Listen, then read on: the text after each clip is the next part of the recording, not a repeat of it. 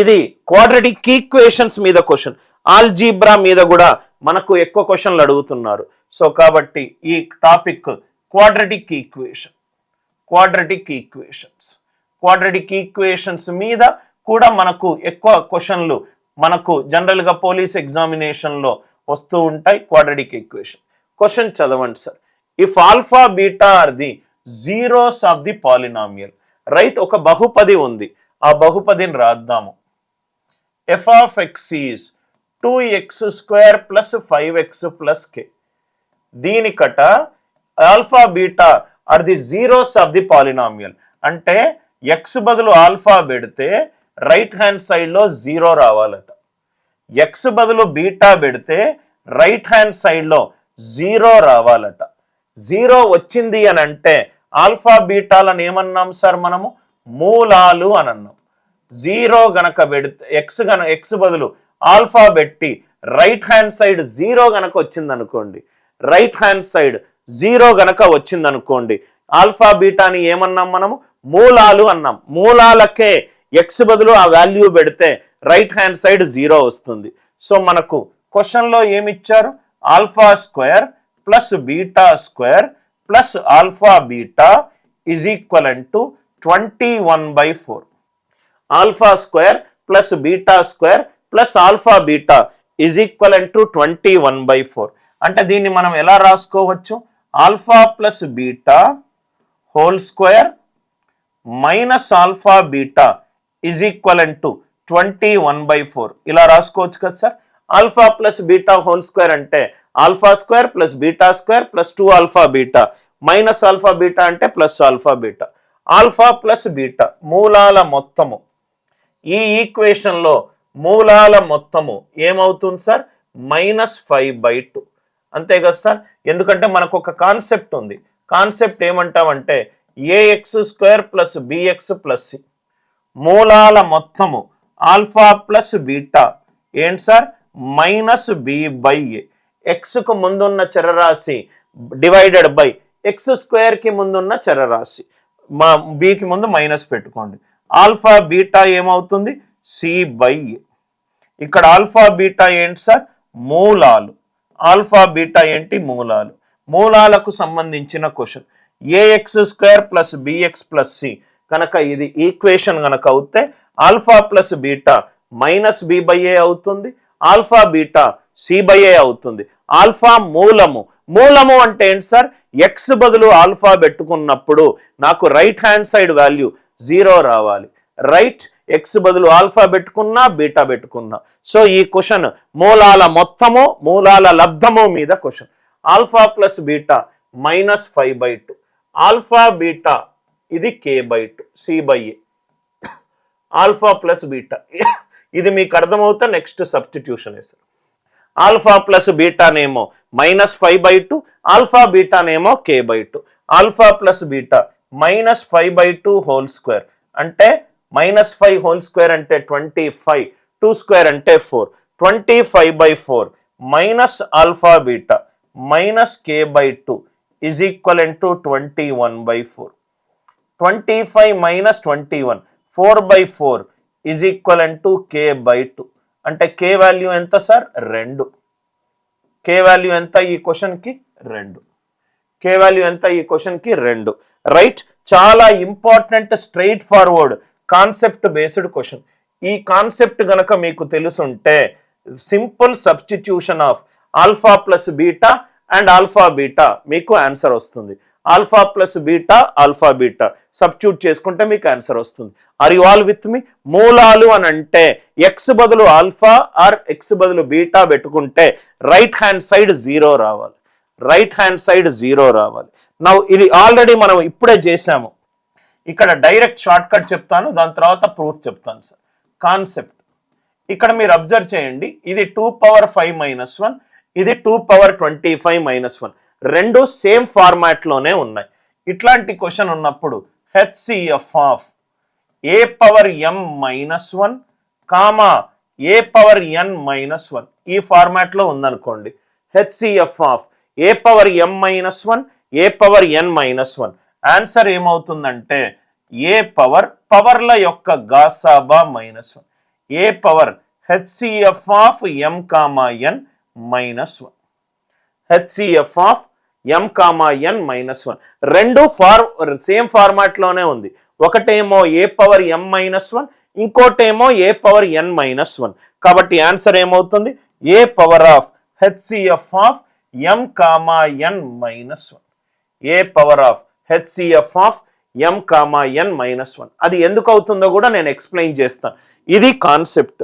So ఈ concept మనం execute చేస్తే HCF of 2 power 15 minus 1, 2 power 15 minus 1, 2 power 25 minus 1, 2 power 25 minus 1 15, 25 వాటి యొక్క గాసాబా తీసుకోండి. 2 power of HCF of 15, 25 minus 1. 2 power HCF of 15, 25 minus 1 15, 25ల గాసాబా 5. 2 power 5 minus 1 32 minus 1 ఎంత? 31. ఇది 5 ఎలా వచ్చింది? గాసాబా ఎప్పుడు తీసుకున్నా మనం స్మాలెస్ట్ నంబర్ మీదనే అటెన్షన్ పెట్టాలి. స్మాలెస్ట్ నంబర్ ఏంటి సార్? 15. 15 25ని డివైడ్ చేస్తుందా? చెయ్యట్లేదు. కాబట్టి 15 యొక్క కారణాంకం తీసుకోండి 5. 5 25ని డివైడ్ చేస్తుందా? ఎస్. 5 5ల 25. కాబట్టి క్వశ్చన్కి ఆన్సర్ ఎంత? 2 పవర్ 5 మైనస్ 1. 2 పవర్ 5 మైనస్ 1 రెండు సేమ్ ఫార్మాట్లోనే ఉండాలి సార్. రెండు సేమ్ ఫార్మాట్లో ఉండాలి సార్. ఎందుకు సార్ ఇలా అయ్యింది? దాని ప్రూఫ్ చెప్తాను చూడండి సార్. ఇదే క్వశ్చన్ తీసుకొని మీకు ఆల్రెడీ మనం ఒక కాన్సెప్ట్ డిస్కస్ చేసాం. ఈ కాన్సెప్టే యూజ్ చేద్దాం. ఏ power N minus B power ఎన్. నవ్వు ఇక్కడ చూడండి సార్. 2 పవర్ 15 మైనస్ 1 నేను దీన్ని ఇలా రాసుకోవచ్చా? 2 పవర్ 5 పవర్ 3 మైనస్ 1 పవర్ 3 ఇలా రాసుకోవచ్చా? 5 3s are 15. ఆల్రెడీ మనం డిస్కస్ చేసాము. ఏ power N minus B power ఎన్ అనేది ఎప్పుడూ కూడా ఏ మైనస్ బి తోటి డివైడ్ అవుతుంది. ఎప్పుడు సార్? ఎన్ సహజ సంఖ్య ఉంటే, ఎన్ న్యాచురల్ నంబర్ ఉంటే. 2 పవర్ 15 మైనస్ 1ని 2 పవర్ 5 పవర్ 3 మైనస్ 1 పవర్ 3గా రాసుకోవచ్చు. సో అదే నేను నెక్స్ట్ టర్మ్ 2 పవర్ 25 మైనస్ 1 అంటే నేను దీన్ని 2 పవర్ 5 పవర్ 5 మైనస్ 1 పవర్ 5గా రాసుకోవచ్చు కదా. అంటే ఇది కూడా 2 పవర్ 5 మైనస్ 1 తోటి డివైడ్ అవుతుంది. ఇది కూడా 2 పవర్ 5 మైనస్ 1 తోటి డివైడ్ అవుతుంది. రెండు నంబర్లు 2 పవర్ 5 మైనస్ 1 తోటి డివైడ్ అవుతున్నాయి. 2 పవర్ 5 మైనస్ 1 ఎంత? 2 పవర్ 5 అంటే 32.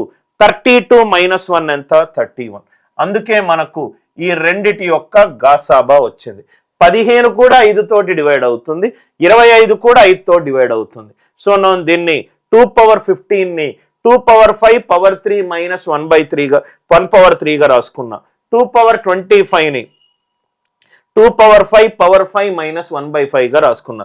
ఏ power N minus B power N. ఇది ఏ మైనస్ బితో డివైడ్ అవుతుంది. ఇది కూడా ఏ మైనస్ బి తోటి డివైడ్ అవుతుంది.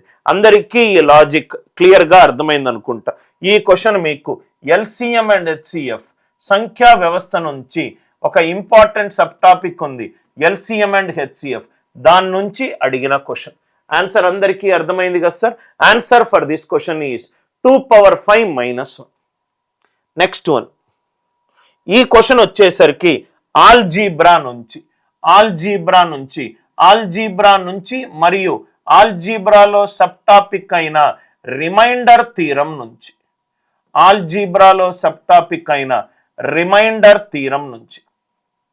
శేష సిద్ధాంతం నుంచి మనకి క్వశ్చన్ అడిగారు. శేష సిద్ధాంతం నుంచి మీ క్వశ్చన్ చేస్తూనే ఉంటే ఏ టాపిక్స్ నుంచి మనకు క్వశ్చన్ అడిగారు అనే క్లారిటీ మీకు వస్తుంది సార్. శేష సిద్ధాంతము ఏం చెప్తుందంటే, ఫస్ట్ కాన్సెప్ట్, శేష సిద్ధాంతము ఏం చెప్తుందంటే పి ఆఫ్ ఎక్స్ అనేది ఒక బహుపది అనుకోండి. దాన్ని ఎక్స్ మైనస్ ఏ తోటి డివైడ్ చేస్తే ఎక్కడ ఎక్స్ ఉన్నా అక్కడ ఏ పెట్టుకోవాలి అని చెప్తుంది. ఎక్కడ ఎక్స్ ఉన్నా అక్కడ ఏ పెట్టుకోవాలి అని చెప్తుంది. అదే remainder P of x divided by x plus A, ఎక్కడ ఎక్స్ ఉన్నా అక్కడ మైనస్ ఏ పెట్టుకోవాలి అని చెప్తుంది. అక్కడ మైనస్ ఏ పెట్టుకోవాలి అని చెప్తుంది. పి ఆఫ్ ఎక్స్ని ఎక్స్ మైనస్ ఏ తోటి భాగాహారిస్తే ఆన్సర్ పి ఆఫ్ ఏ అవుతుంది.